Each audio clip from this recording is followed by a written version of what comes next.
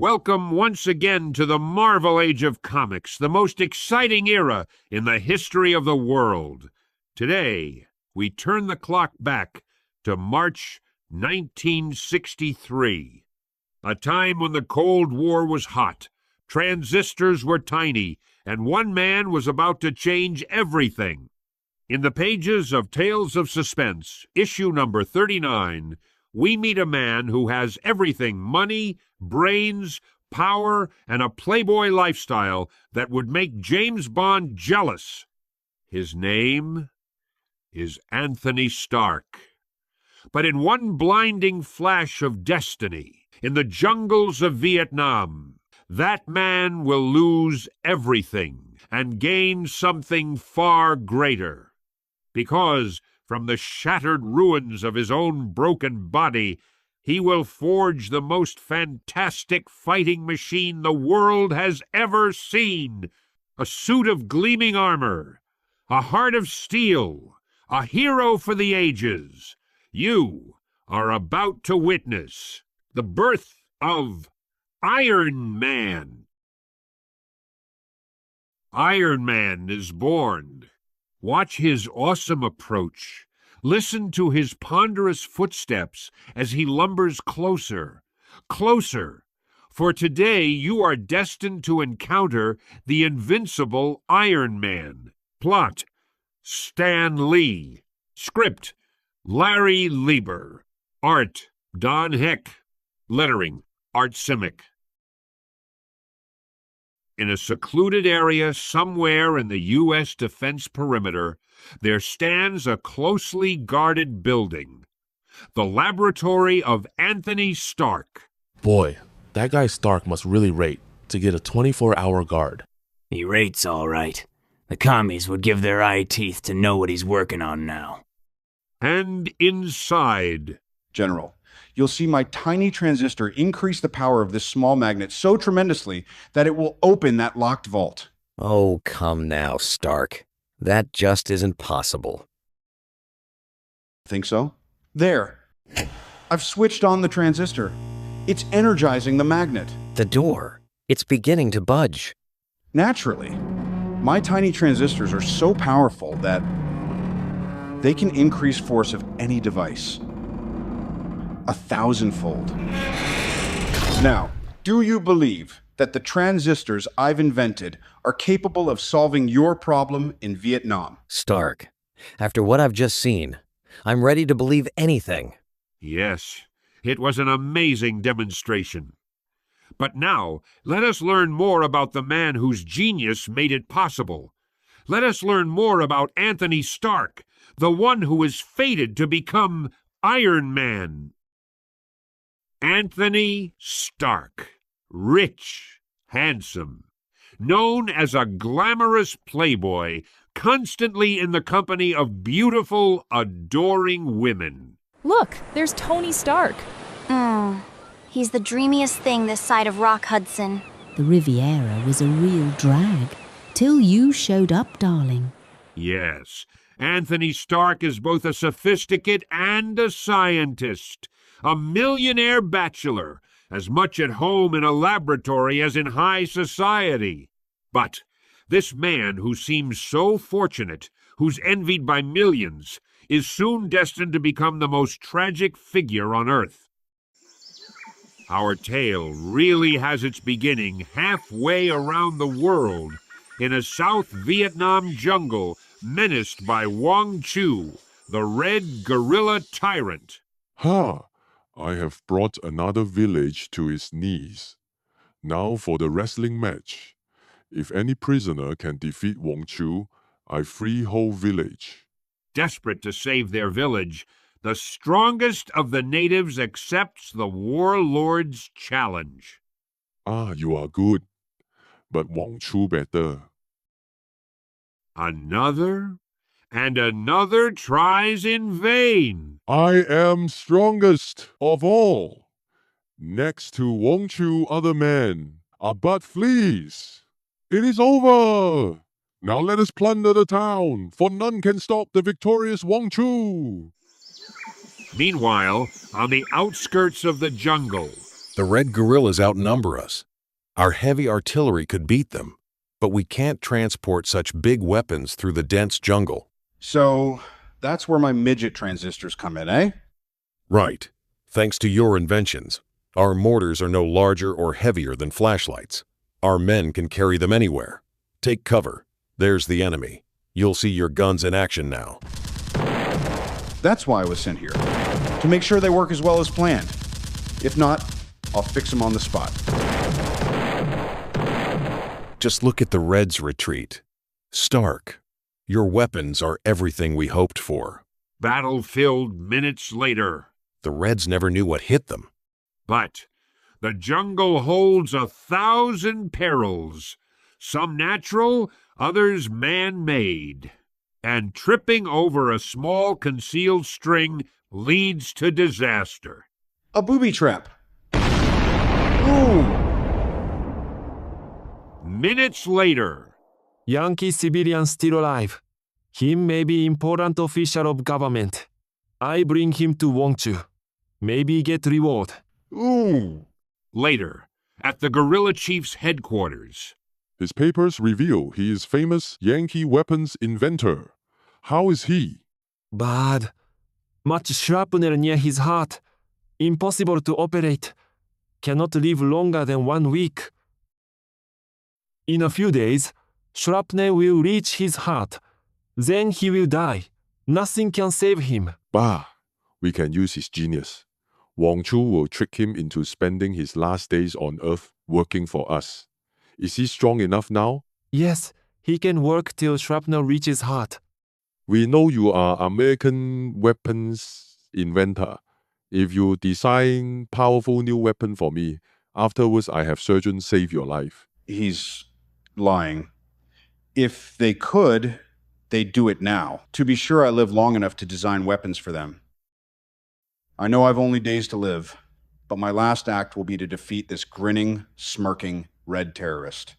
All right, Wong-Chu, I'll do it. I knew you would not hesitate to betray your country, to save yourself. Here, room where you work. Plenty of scrap iron, plenty tools. This, I promise you. I shall build the most fantastic weapon of all time. I'll build it, all right? But it will be mine. Made for only one purpose, to keep me alive.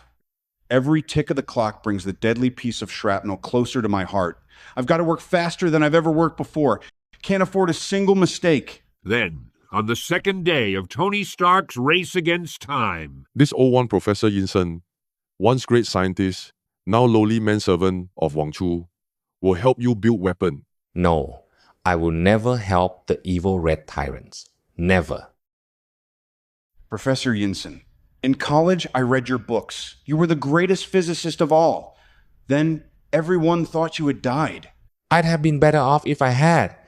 I was pressed into slave labor by the Reds, and when I resisted, Wong-Chu took me prisoner. No longer able to work in secret, Anthony Stark must reveal his plan to the aged scholar, the only human he dares trust. An Iron Man, fantastic, a mighty electronic body to keep your heart beating after the shrapnel reaches it. We just might succeed.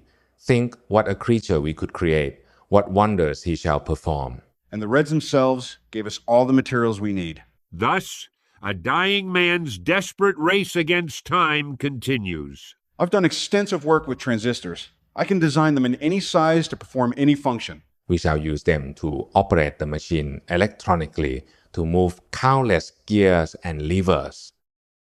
All activity must be coordinated perfectly. The iron frame must duplicate every action of the human body. It shall, my friend. It shall. This shall be the crowning achievement of my life. Hours pass into days as the shrapnel moves closer and closer to Anthony Stark's heart. I can feel the pressure. My time is running out. We must work faster. There. The self-lubrication system is completed. Just a little longer. You must have courage.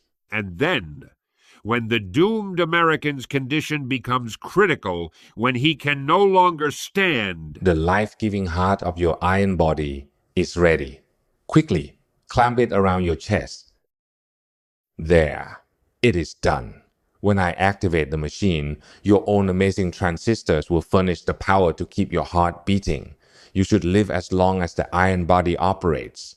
This generator will soon build up enough energy to furnish all the power you need to move.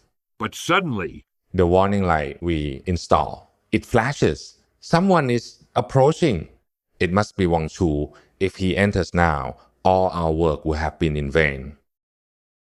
Wong-Chu must be kept away until the mighty electronic body begins to power the heart of Anthony Stark. My life is of no consequence, but I must gain time for Iron Man to leave. Then, before the Reds can enter the room, the brave Professor Yinsen makes one desperate last effort. Death to Wong-Chu. Death to the evil tyrant. He has gone mad. After him and his miserable life, he is of no further use to me. It is done. Drag him away. And thus, the gallant Chinese scientist buys precious seconds for Anthony Stark, while the life-sustaining machine builds up more and more power behind the locked door. You will not have died in vain. I swear it. The Iron Man swears it. Then, even as Professor Yinsen breathes his last, the electronic marvel begins to stir. The transistors have sufficient energy now. My heart is beating normally. The machine is keeping me alive. And the transistor-powered circuits are coordinated with my brain waves, just as any living human's brain controls his own body. But I'm losing my balance. I'm like a baby learning to walk, but I haven't time. I must learn quickly. I must get the knack of manipulating this massive, unbelievably powerful iron shell before the Reds find me, or else I'll be at their mercy. But the brain which has mastered the secrets of science is also capable of mastering its new body. And so... I have the feel of it now. I can stand, even walk, without toppling. Meanwhile, outside the locked door... Break it down. Smash it. I must learn what has happened in there. They're coming. This is my greatest test. Can the thing I have created survive? The thing which is less than human, yet far more than merely human. This thing which is now Anthony Stark. My brain still thinks. My heart still beats. But in order to remain alive, I must spend the rest of my life in this iron prison. But this bitter realization is suddenly interrupted as the Iron Man snaps back to reality. They'll soon be through the door. I must conceal myself until I can plan my next move. Fortunately, Yinsen and I equip my iron body with many attachments, such as these. I'll fasten these suction cups to my palms and turn on my transistor-powered air pressure jets. They work! They give me the power to soar into the air. They don't dream of looking up here in the shadows. The Yankee is gone, and he has built us no weapons. He cannot be far. Find him and dispose of him as you did the other who dared defy me. They killed the professor, a man who never harmed anyone in his life. The murdering swine. They'll pay for it. I swear it. Iron Man swears it. While you hunt down Yankee, I shall amuse myself at my favorite sport. Then, seconds after the Reds depart... Yes, Wong-Chu. Amuse yourself while you still can, for our moment of reckoning is almost at hand. In the courtyard. Ha! I win again. None can defeat the mighty warlord. I say he is a coward. I challenge Wong-Chu. Who dares speak thus to Wong-Chu? Show yourself. Let me see the face of the one I am about to destroy. As you wish, tyrant. First, I shall remove my cloaks. Why do you stare, Wong-Chu? What is wrong? Have you never seen an Iron Man before? You are not human. You are a machine. And you are a heartless man of evil who is about to pay for his misdeeds. Then, before the startled eyes of the Red Hordes, 2 electronically powered arms seize Wong-Chu, lifting him easily as they would a toy. You are not facing a wounded, dying man now, or an aged, gentle professor. This is Iron Man who opposes you, and all you stand for. You make me lose face. I destroy you. Even you can be killed. Guards, open fire. Destroy Iron Man. It will take more than small arms fire to penetrate my cast iron body. Get grenades. Bring bazookas. Quickly, you fools. Quickly. But before the heavier weapons can be brought into play, I'll just reverse the charge on this magnetic turbo insulator and use a top hat transistor to increase its repelling power 1,000-fold. There! Reverse magnetism. It works like a charm. Panicked by the incredible demonstration, the guerrillas flee. Stop. Come back. The magnet affects only metal. Sheer manpower can still defeat him. Rushing into the nearest building, Wong-Chu heads for the stairs. Upstairs, there is a loudspeaker. In all this confusion and noise, they cannot hear me. I must talk over loudspeaker. Listen, my warriors. 10,000 yen to the one who destroys Iron Man. An easy matter for me to create electrical interference to drown out his words with static.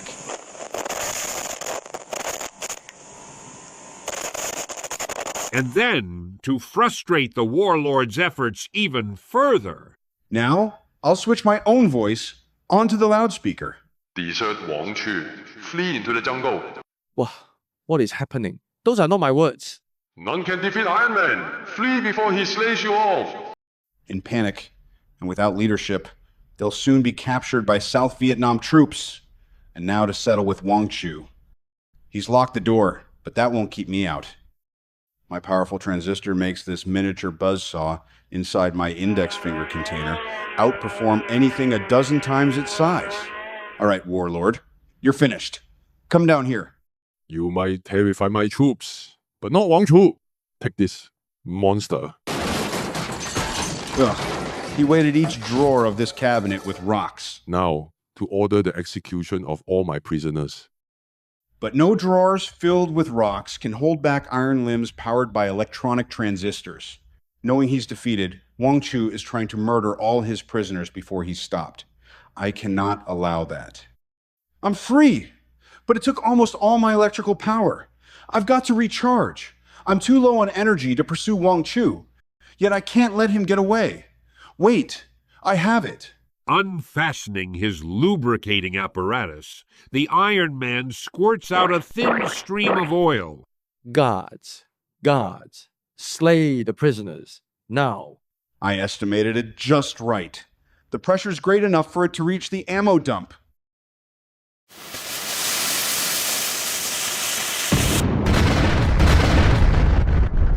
Seconds later, Iron Man has recharged his batteries, and then...